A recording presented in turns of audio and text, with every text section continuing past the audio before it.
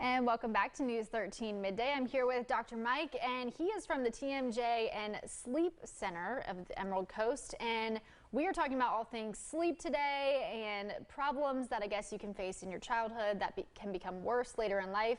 Talk about what you want to really get your message across here to people. Well, Erin, thanks for having me today. Yeah. The main thing we really wanted to get across is sleep disordered breathing in children. Because 9 out of 10 children have one or more of these symptoms, and quite often the parents will try to get the symptom treated, and the patient will have the symptom treated, but the underlying cause is not treated. So if you don't treat the underlying cause, then it will manifest into something greater later on as the child is growing and developing. Now let's talk about this sign that you have here. So it says 9 out of 10 kids suffer from these symptoms. That's a lot of kids. That's significant. Pretty significant. Yeah. So what are some of the things that you see if someone brings their child in?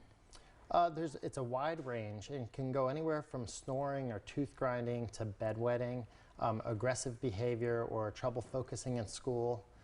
It's interesting, the criteria that's used in the medical field to diagnose ADHD and ADD, you know, that's treated with medication, and that's a symptom, but we can treat the underlying cause, which may be the sleep disordered breathing, with no medication, and we make the symptoms go away. And we were talking about it a little bit before, but what are the issues of just treating it and saying, oh, okay, we fixed the problem, don't have to worry anymore? But you're saying you need to treat the underlying cause of it. Right. Well, you know, it's always best to not medicate our children unless we need to. And it's just, we see a big rise in the amount of medication that's being diagnosed and given for ADHD. And really the underlying issue is just the sleep disordered breathing. And if you don't treat the underlying cause, other symptoms are going to show up, like crowded teeth, malocclusions. You know, patients, most of the time that they need orthodontic care or arch expansion is because they have poor tongue posture. They're not breathing properly, or they may be mouth breathing. But if you correct the underlying system, then the patients grow and develop.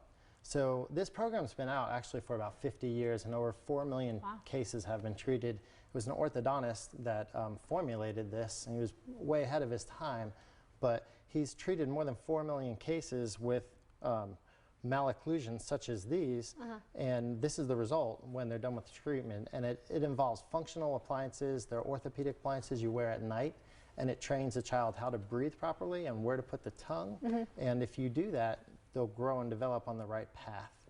So these cases were treated without traditional brackets and wires. Okay.